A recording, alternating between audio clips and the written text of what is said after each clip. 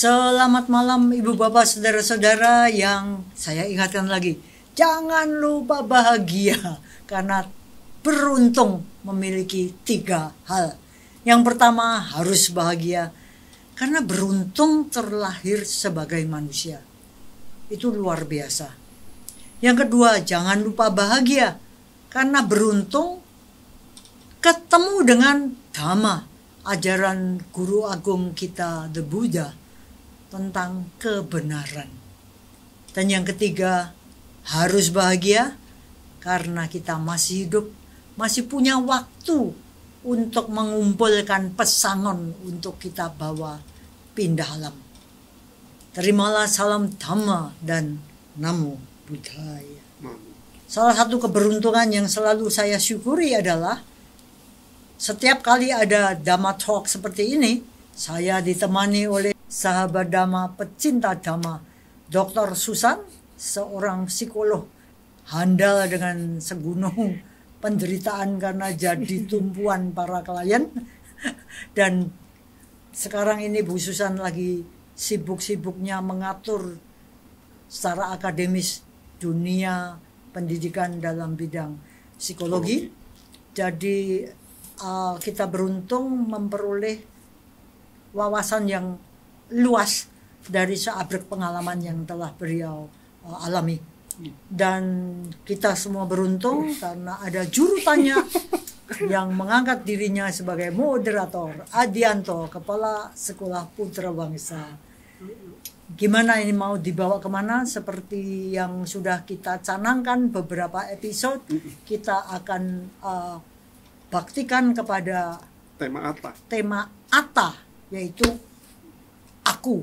Dalam dunia psikologi istilahnya ego, tapi jurusannya lain karena ego itu masih dianggap baik, sementara Atta itu harusnya dibuat menjadi An-Atta. Jadi amat sangat bermakna kalau kita memahami alangkah bahayanya kalau kita mengembangkan Atta, sehingga yang kita peroleh adalah keruwetan hidup dan banyak penderitaan di pikiran serta di dalam komunitas kita sehari-hari. Mau dibawa kemana Atta ini? Ya, bulan ini menarik yang sehubungan dengan topik Atta. Ternyata di awal tadi kita bicara, saya melihatnya ini penting untuk pemirsa kita dengar bahwa ternyata hari ini Atta itu sudah berpusat pada diri sendiri, itu ternyata sudah dibentuk atau benihnya ditanam sejak seseorang itu lahir di sebuah keluarga. Ini yang perlu diwaspadai oleh pemirsa kita dan kita sendiri. Oh, ternyata benih itu jangan-jangan sudah pernah ditanam dari kecil.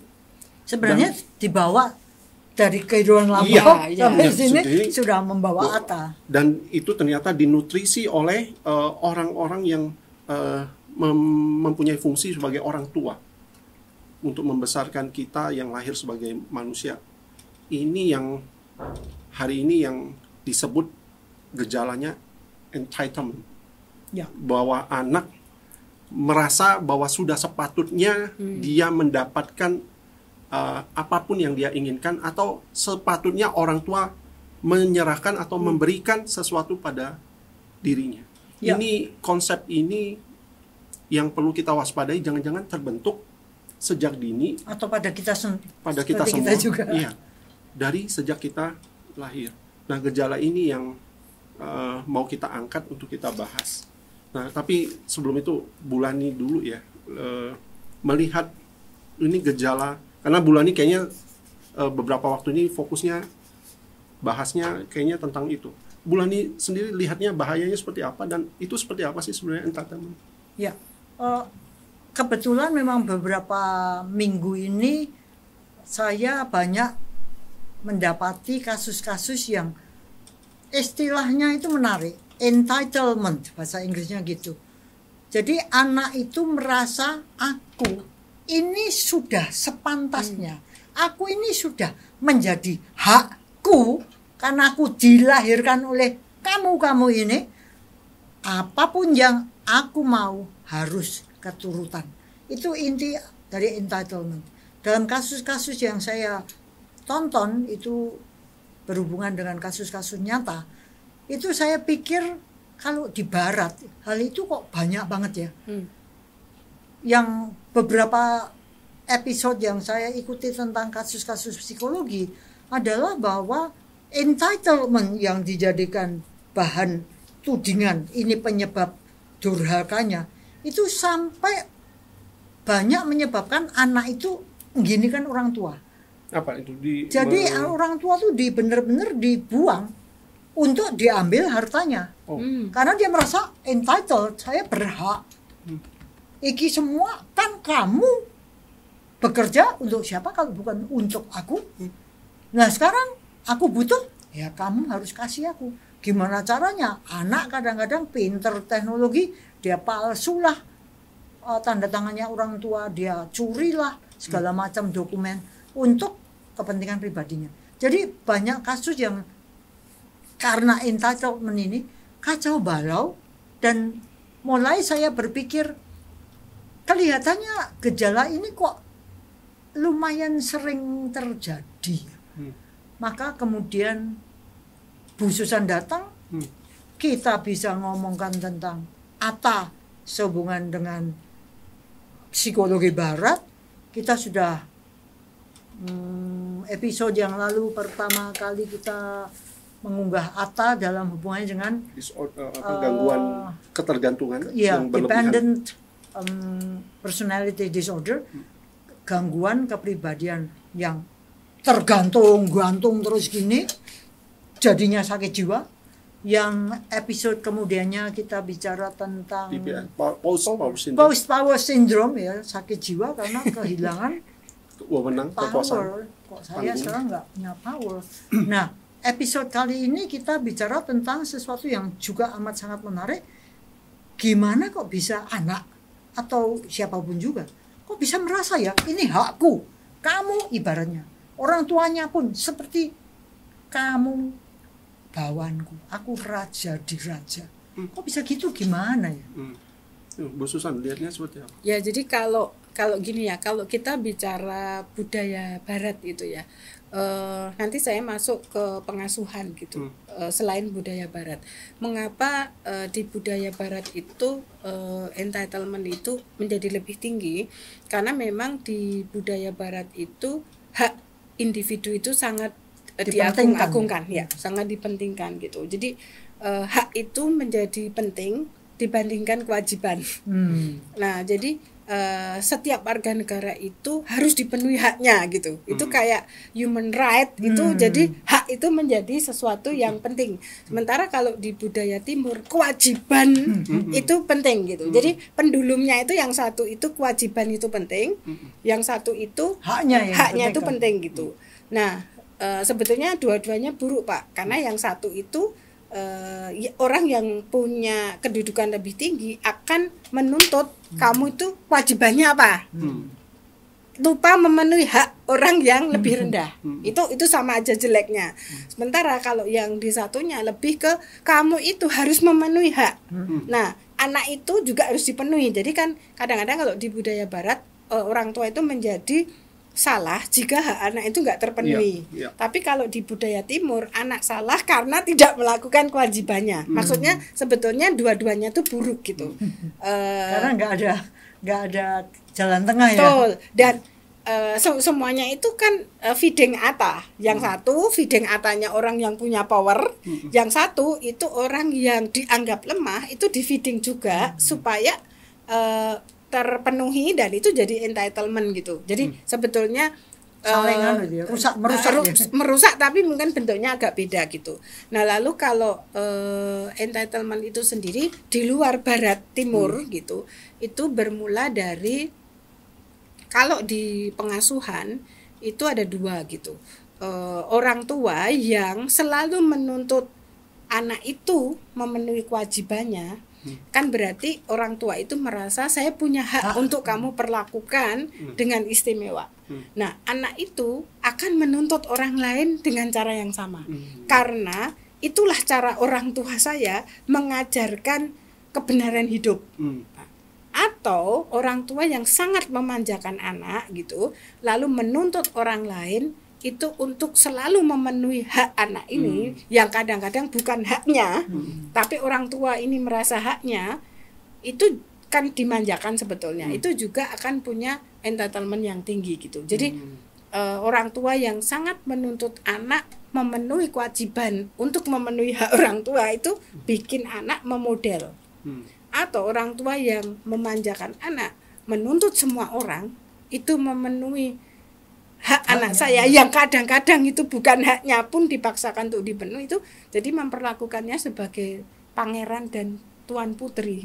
Nah, ini yang membuat mereka itu punya entitlement yang tinggi gitu. Contoh Bu. Nah, entitlement yang tinggi ini kalau masih kanak-kanak, dia itu merasa semua fasilitas itu harus ada buat dia, gitu. Jadi nggak bisa berbagi, misalnya itu permulaan juga ya? Ya, jadi kursi ini ya punya saya, gitu. Jadi intinya kalau ini sudah hak saya, ini kalau di playgroup itu ya, dipakai temannya marah dia, karena ini sudah milik saya, menandai ya. Kalau saya sudah menandai ini milik saya, gitu. Nah, lalu untuk berbagi itu boro-boro berbagi Bu, dia merasa semua fasilitas yang ini haknya banyak orang itu dia merasa ini hak saya semua gitu. Boro-boro berbagi Bu.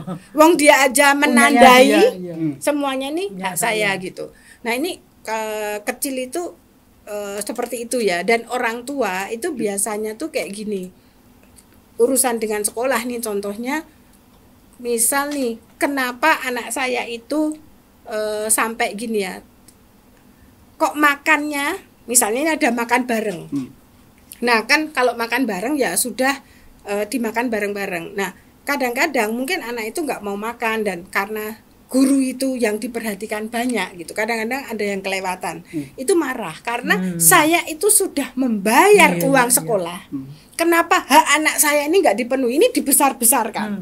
Nah, sehingga anak yang sebetulnya nggak mau makan atau menumpahkan sesuatu itu kesalahan dia, itu menjadi merasa nggak bersalah. Karena ini orang dewasa tidak bertanggung jawab atas hidup saya sehingga saya itu nggak makan. Sehingga saya itu menumpahkan sesuatu. Nah, jadi dia merasa hak istimewanya punya ya. Dia punya hak istimewa. Jadi kalau saya makan nggak makan, itu kamu tuh harusnya yang care sama saya gitu. Kalau saya sampai menumpahkan sesuatu, itu tuh salahmu gitu loh. Nah, karena orang tua itu akan menyoroti dengan cara itu gitu ya. Ini sehingga anak-anak pun lalu kurang responsibel terhadap hidupnya dan dia merasa ya itu semuanya ini adalah hak saya. Ini kalau kecil Bu. Kalau sudah kerja itu biasanya yang terjadi ketika saya bekerja di institusi gitu, yang saya lihat pertama-tama apa saja yang saya dapat. Itu sebenarnya loba ya. Jelas-jelas loba.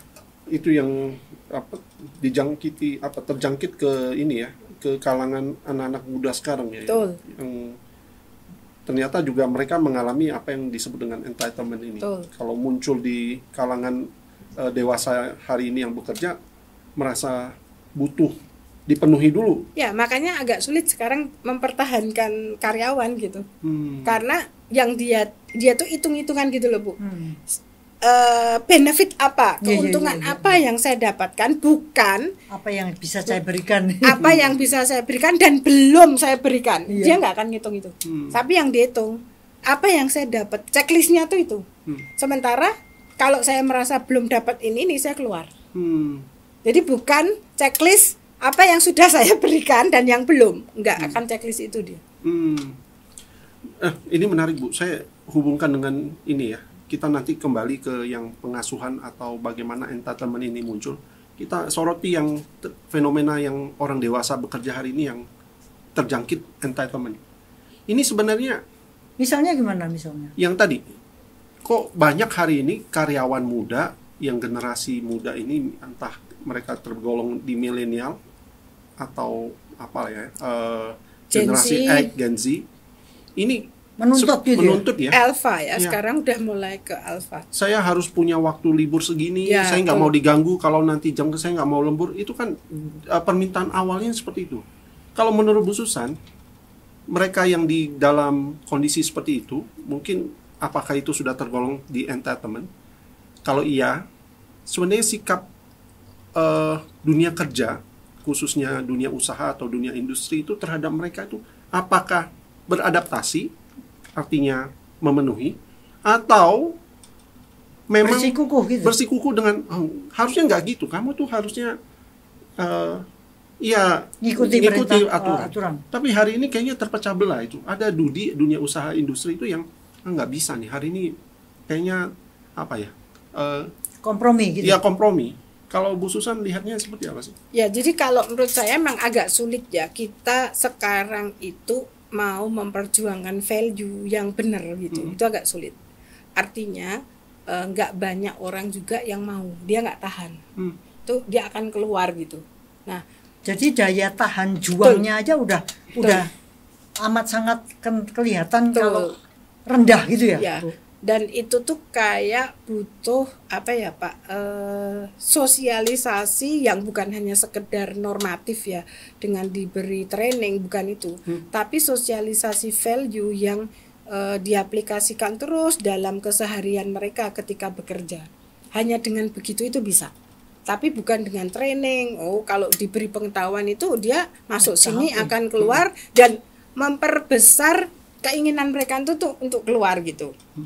Nah, tapi caranya itu adalah bagaimana dalam keseharian itu kita membangun compassionate gitu. Jadi bikin iklim yang kayak gitu. Jadi menciptakan iklim yang compassionate gitu. Jadi bukan training tapi bukan semacam diberi pengetahuan, bukan kognitif ya. Bukan gitu. Teknisnya di mana, Bu? Kalau dunia kerja itu budaya compassion di antar mungkin di manajerial. Jadi gini, kalau menurut saya kita harus berani tidak transaksional. Transaksional itu kan berarti saya memberi kamu ini, saya dapat apa? Take and give gitu. Nah, kita dalam dunia kerja sebagai owner itu harus berani memberi model. Kadang-kadang itu saya berkorban dan belum tentu loh saya dapat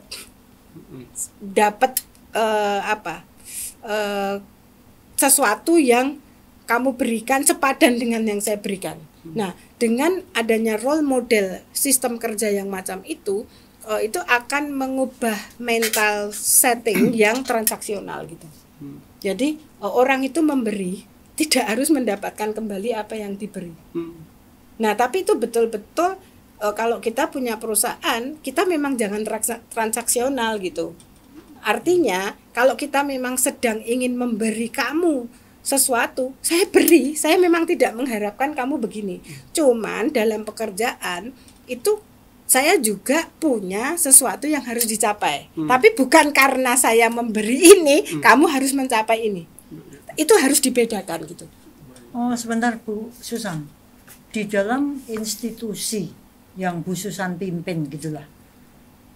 Bagaimana Ibu menciptakan tadi compassionate situations sehingga mungkin dalam institusinya Bu Susan itu gajinya nggak sebanyak tempat lain, tapi kok mereka nggak keluar, tetap berkarya, tetap loyal, atau tetap itu gimana? Kalau itu kita nggak bisa ngomong ada compassionate, belum tentu gitu ya, karena bisa jadi saya terpaksa Bu, karena kerjaan lain saya nggak bisa dapat. Orang bisa bertahan di situ tuh bukan karena saya punya compassionate, bukan punya belas asih, tapi nggak ada orang lain yang mau terima saya, itu satu. Yang kedua, saya mungkin punya banyak alasan untuk tetap stay di sini karena mungkin orang tua saya sakit, anak saya memang sekolahnya di sini gitu. Atau kalkulasi resiko lah ya. Betul. Atau kerjaan di sini tuh nggak banyak dituntut sehingga saya bisa bermalas-malasan. Nah, artinya tidak selalu gaji kecil itu orang yang bertahan di situasi yang gajinya kecil itu karena punya compassionate. Tapi belum tentu. Ya. Bisa jadi keegoisan gitu. Karena saya bisa ini itu karena di perusahaan yang gajinya memang kecil gitu.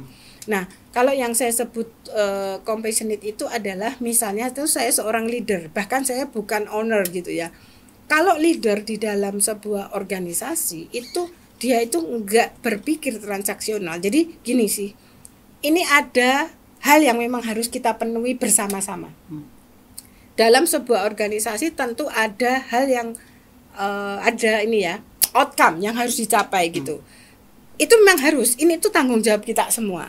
Tetapi di dalam melaksanakan itu, misal gini ya Bu, saya sebagai leader akan datang lebih pagi dari kamu ya, kayak Bulani bilang, saya lebih pagi dari tukang. Saya ngechat gitu. Saya nggak akan menyuruh tukang untuk ngecat dan saya datangnya siang. Terus kalau tukangnya datangnya siang saya marah-marah. Itu transaksional sekali gitu. Tapi kalau Bulani itu ngecat duluan, itu berarti sekian tugas tukang itu diselesaikan Bulani, tapi gajinya tukang tetap. Bulani nggak akan motong. Aku tadi udah ngecat sekian, saya motong enggak. Tapi saya betul-betul ingin pekerjaan ini juga selesai dan saya itu membantumu gitu, membantumu bukan untuk memotong gajimu gitu. Dan kalau misalnya saya itu sebagai pemimpin, saya tidak akan selalu pulang lebih awal. Nggak harus setiap hari saya lembur, tetapi saya adalah orang yang memastikan yang lain-lain itu safe. Tanpa saya harus menuntut kamu besok juga harus kayak gitu ke saya gitu. Tetapi outcome pekerjaan itu tetap harus tercapai. Tapi bukan transaksional gini loh Pak. Karena saya sudah begini, maka kamu tuh harus mencapai target, bukan itu. Kalau itu tuh transaksional. Dan itu yang memperbesar entitlement. Memperbesar entitlement karena transaksional Bu. Jadi mereka juga akan nanti hitung-hitung. Konteks pembicaraan aku sudah melakukan nih, aku ini. Nah, betul. Jadi bukan lagi masalah istilahnya jadi nage. Berarti kita praktekkan dhamma, kita praktekkan welas asih, kita praktekkan metta untuk menghancurkan perasaan transaksional yang benar-benar berpusat pada entitlement itu ya. Betul. Hakku apa? Gitu kan? Ya, kan saya udah ngelakuin ini loh. Sekarang kamu kasih aku apa gitu. Itu memperbesar itu, Bu. Oke. Padahal sebenarnya ada cara pandang lain atau cara sikap lain bahwa yang aku lakukan ini kebaikan, aku kerja lebih kebaikan, aku menyiapkan lebih kebaikan. Betul. Aku melakukan ini supaya kamu lebih diringankan. Sebenarnya dari sana orang lepas dari entitlement bahwa aku sudah lakukan ini berhak, tapi karena kebaikan ya. Betul. Dan gini orang tuh malah jadi oh iya ya ternyata dia itu bahkan melakukan apa yang menjadi tanggung jawabku. Itu kan orang jadi rendah hati Bu, tidak nuntut gitu. Jadi Bu Susan masih berpegang pada prinsip bahwa kebenaran, cinta kasih sayang dan sebagainya itu mampu ya menanggapi atau menghantam entitlement untuk mundur, menang yang dhamma ini. Betul. Dan aku melakukan itu tuh bukan memanipulasi supaya kamu nurut aku gitu loh. Nah, kebanyakan orang itu memang manipulatif, Bu. Saya melakukan kebaikan, saya kasih Bulani sesuatu, gift gitu. Karena saya tahu Bulani akan kasih lebih besar ke saya. Itu kan manipulatif. Dan itu tuh kalau kita bicara energi ya Bu, itu terasakan Bu. Ini nggak tulus. Kamu tuh memanipulasi saya. Jadi kamu tuh kayak mau mancing ikan lebih besar dengan umpan yang kecil. Itu orang itu tahu. Nah, sehingga orang itu semakin aku nggak mau dong aku digituin. Nah, kamu kasih umpan ya harus gede dan gitu, kayak gitulah Pak. Itu terasakan sih. Ya. Bu, saya punya pandangan begini Bu. Hari ini tuh generasi Alpha Z ini kayaknya terdidik atau terbentuk menjadi pribadi yang merasa aku berhak, aku ini entitlement itu muncul. Itu jangan-jangan juga punya pandangan bahwa dunia hari ini itu lagi seperti spring season. Semua bersemi, oh kayaknya kemudahan harusnya aku dapati. Karena dunia kayaknya lagi spring ini, lagi apa-apa ada. Musim semi. Itu mereka terdidik dengan cara di musim itu, lupa kalau habis ini ada musim gugur, bahwa mereka harus menghadapi sesuatu yang lebih berat. Ibu lihatnya secara kognitif anak-anak ini mungkin masuknya di di pendidikan mereka, di cara pandang mereka tuh jangan-jangan seperti harusnya ada kemudahan loh. Work life balance istilah ini kan hari ini muncul. Terus apa lagi? Work from anywhere. Work from anywhere, kemudahan itu sebenarnya bisa dilakukan. Ibu lihatnya seperti itu nggak sih? Kalau saya lihat kayaknya mereka hari ini tuh diperlihatkan musim semi yang padahal ini nggak akan selalu begini gitu. Kalau aku lihatnya malah nggak gitu Pak. Jadi kalau aku lihatnya sekarang ini banyak orang itu bisa mendapatkan sesuatu dengan mudah dan nggak masuk akal. Misal nih saya jadi YouTuber, wah saya lebih kaya nih daripada seorang profesor, gitu. Nah YouTuber ini kan kadang ngetopnya tuh ngetop yang asal-asalan, bahkan kadang YouTuber yang pengumpul haters, pembenci itu tetap dapat uang loh Pak. Iya, yang penting dibenci itu pun dapat karena kan YouTube itu maunya ditonton. Berapa juta yang menonton, dia tuh akan dapat dari YouTube-nya Pak. Nggak peduli isinya ya. Yang penting itu YouTube-nya tuh diklik orang terus gitu. Ini kan YouTube itu kan juga perusahaan nih. Nah sehingga sekarang orang itu mikirnya mencari keberhasilan itu dengan cara mudah. Bahkan tidak bermutu pun itu kemudahan. Bahkan kalau mau berkualitas itu sulit ya Bu. Nah udah nggak usah berkualitas. Asal laris. Ya, contoh aja yang sekarang itu politik di Indonesia gitu kan, krisis kepercayaan bahwa akan ada pemimpin yang berkualitas itu terjadi. Karena begini, sekarang nggak bermutu pun bisa jadi pemimpin di Indonesia. Itu kan entitlement Bu. Orang yang punya jalan ke sana itu bisa jadi pemimpin. Sementara kita itu yang bersungguh-sungguh Malah itu belum tentu bisa. Maka kenapa saya harus bersungguh-sungguh? Kenapa saya nggak sama dengan yang lain aja menuntut hak aja gitu? Itu menurut saya sih menyuburkan entitlement ini karena muncul. Gitu menurut saya orang bekerja itu sekarang yang bersungguh-sungguh sama yang nggak bersungguh-sungguh itu lebih berhasil secara material. Itu orang yang ngawur aja gitu. Dan itu anak-anak itu kan masih hedonis Pak. Hedonis tuh suka masih menyenang. Ya kan itu kalau anak-anak ya. Senang. Ya, terus dia itu nonton yang kayak gitu. Nah, ini kan subur gitu. Bahwa sekarang nilai perjuangan itu penting tuh nggak ada Pak. Jadi nanti ini kalau 17 Agustus kita bahas tentang perjuangan itu nggak bagaimana ada. Pengorbanan dilakukan. Nggak ada. Mereka apaan sih gitu ya? Bahkan dia nggak mikir negara kita bisa berdiri itu karena perjuangan pahlawan tuh nggak ada di benak mereka. Iya. Kok masa sih sesulit itu gitu Tuh, ya? Dan malah nggak mikir pahlawan harus dihormati itu nggak kesana Bu. Gitu. Nggak ada di frame mereka gitu. Luar biasa loh pengaruh ini ya situasi hari ini. Bulani sebagai orang yang pernah di zaman lama dan hidup di skin melihat entitlement tumbuh subur. Kok saya melihatnya tuh kok anicanya kehidupan ya. Itu tuh menarik karena kalau kita nggak paham bahwa semuanya itu anicca, kita gampang sekali berpikir bahwa ini akan seperti ini terus itu. Jadi katakan misalnya saja entitlement, sekarang musimnya entitlement. Kenapa pertanyaannya? Kenapa kita kok nggak mau milih yang busuk-busuk aja wong enak? Kenapa kita nggak milih yang kacau-kacau saja wong membawa duit banyak? Kenapa sih? Kalau kita mengenal Dhamma dan mengerti bahwa ini kan cuma satu musim, orang-orang ini akan nemuin apa di masa depan? Pasti penderitaan kok, karena itu pun berlalu kan. Pada waktu mereka tuh punya duit banyak sebagai YouTuber katakan, itu kan mereka kan gila-gilaan juga yang spend. Atau ketika apa yang mereka tampilkan, yang mereka kejar itu sudah tidak lagi menarik buat orang lain, karena ada yang baru lagi yang menarik. Iya, udah hilang. Nah, tapi ini menarik tuh anicanya Bulani. Orang itu nggak akan berpikir anicca. Orang itu berpikir abadi. Iya. Bahkan ketika itu tidak terjadi lagi, saya itu tetap mempertahankan dengan delusi. Betul. Bahwa itu tuh itu masih ada. Ya. Maka stres. Ya. Gitu. Saya jadi poin catatan saya entitlement dengan kenapa ini muncul karena delusi ini, karena delusi ini. Karena mereka memandang ini yang harusnya ada ini dan ini terjadi. Delusi, ini dunia yang sekarang saya lihat.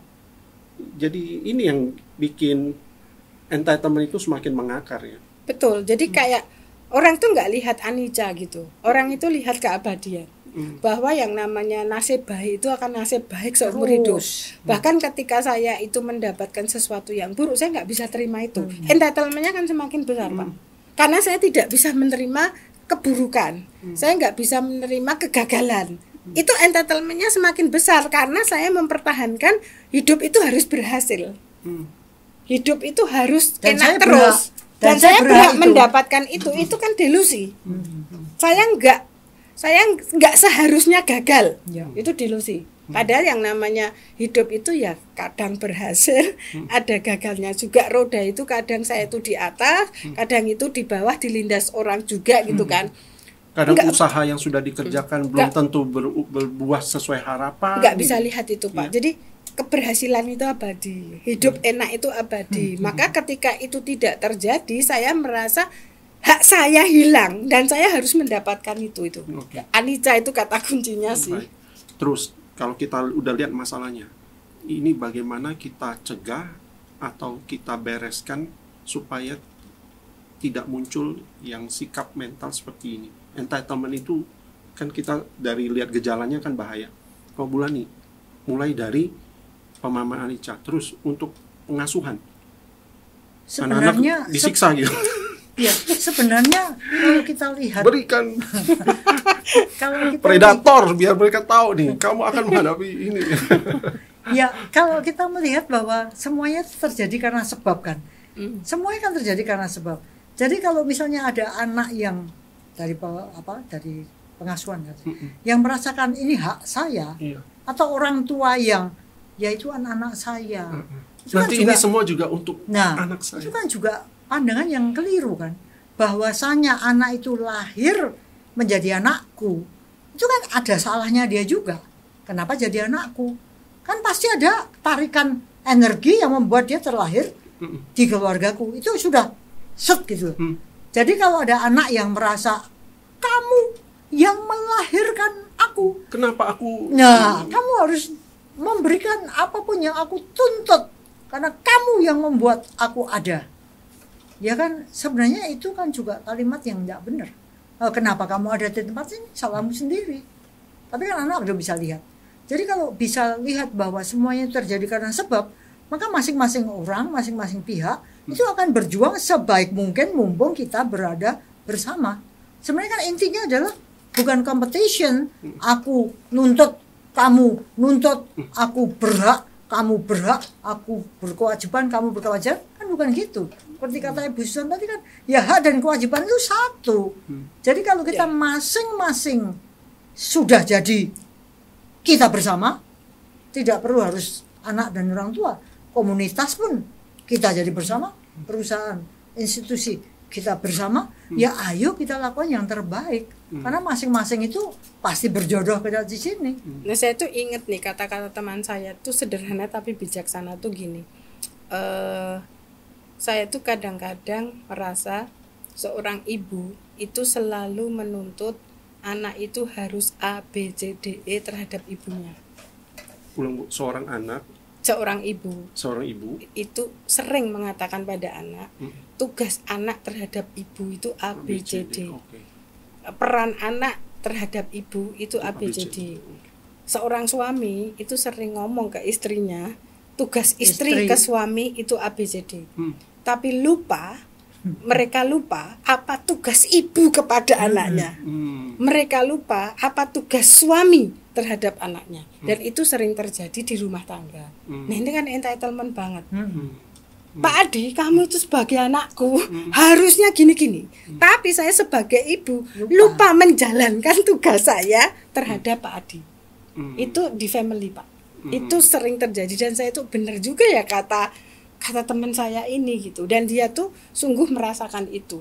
Jadi waktu dia diasuh ibunya selalu ngomong anak itu harus A, B, C, D terhadap ibu gitu. Tapi ibu saya nggak pernah menjalankan tugasnya untuk anak. Sekarang saya menikah, kok ya suami saya sama. Tugas istri itu nasib itu.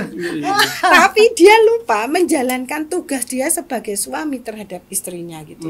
Nah ini kan entitlement banget Pak. Dan kalau orang itu ndak punya, kalau menurut Bulani tadi nggak punya karma baik yang cukup besar ketika dia dilahirkan di dunia, dia akan stres menghadapi orang, entah ibu entah suaminya, atau dia malah jadi entitled gitu. Tapi kalau karma baiknya cukup baik, dia bisa refleksi dan akan mengatakan saya nggak akan melakukan itu gitu.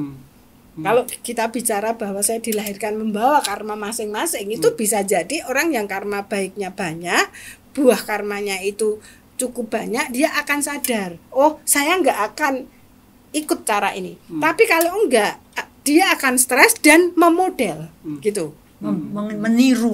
Nah, padahal kan orang itu nggak selalu dilahirkan dengan karma baik yang cukup banyak, gitu maksudku. Iya, betul. Saya lihatnya, saya tuh suka sekarang kalau lihat satu konsep atau ide, saya tuh selalu tarik mundur karena merasa kita bisa ada hari ini tuh evolusi atau peradaban yang membentuk kita itu pola pikirnya seperti apa sih? Kalau tarik mundur, sebenarnya kita tuh nggak bisa ngomong entitlement, lahir keluar goa, ini alam raya punyaku semua, hewan di air, ikan-ikan hanya punyaku. Itu kayaknya pola pikir yang delusi. Iya, delusi. Padahal kita kan hidup bareng ya, bahwa hidup bersama bukan hanya sesama manusia, tapi ada makhluk lain juga. Pola pikir kalau itu dibentuk, sebenarnya kita nggak pantas menyebut bahwa itu kita entitled. Karena we share everything together. Ya, kita berbagi bersama. Harusnya nggak ada yang betul-betul ini punyaku, aku berhak. Ya kita kalau sudah lahir di keluarga, ya masing-masing kita berbagi peran aja, tugas sama-sama merawat yang alam yang kita sebut alam keluarga ini bareng gitu. Saya pikir menarik ini. Tapi kadang-kadang tuh yang menarik itu masing-masing itu tuh memberikan bobot yang salah gitu. Jadi orang tua merasa udah punya anak, jadi aku akan berikan semuanya pada. Begitu juga anak mungkin merasa terus pengabdianku pada orang tuaku harus gini. Jadi kedua-duanya tuh entitlement-nya besar banget, saling menumpuk. Padahal kalau kita tarik mundur, zaman dulu itu anak juga ikut diajarin how to survive. Kamu nanti akan sendiri loh. Iya, kamu juga akan buru loh. Kamu akan juga harus ikut berkontribusi loh. Jadi bersama gitu. Iya. Maka entitlement itu ide yang sangat menghancurkan menurut saya. Aneh gitu. Karena kita ibaratnya cake roti itu buat makan kita semua kok. Kalau ada orang yang ngomong misalnya aku mau kasih racun, ya sendiri akan makan racunnya. Mati bareng lah. Jadi pemirsa, kita sudah sama-sama membahas tadi tentang bahayanya entitlement. Saya kira jadi poin penting untuk kita sadari dalam proses pengasuhan, proses kita bertumbuh kembang, sikap merasa bahwa berhak terhadap segala sesuatu, merasa entitled, ini perlu diwaspadai. Ya. Demikian, semoga semua makhluk bahagia dan semoga yang terbaik datang pada kita semua. Sadu.